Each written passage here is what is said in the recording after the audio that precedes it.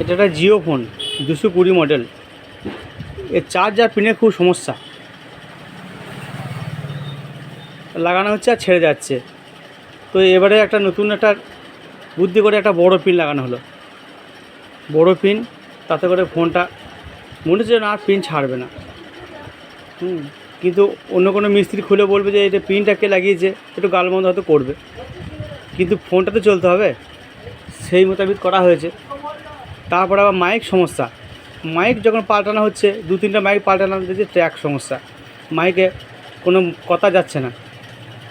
তখন আবার নতুন করে আবার এই যে মিটার দিয়ে মেপে, একটা মেশিন আছে এখানে, এই গোড়াতে এই মেশিন আছে, এখানে এই জায়গাটাতে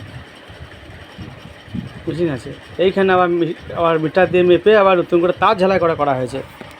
এই যে তার ঝালাই করা হয়েছে, তার ঝালাই করে লাগানো হয়েছে, কিন্তু ফোনটা তো চলতে হবে, খুব সমস্যা।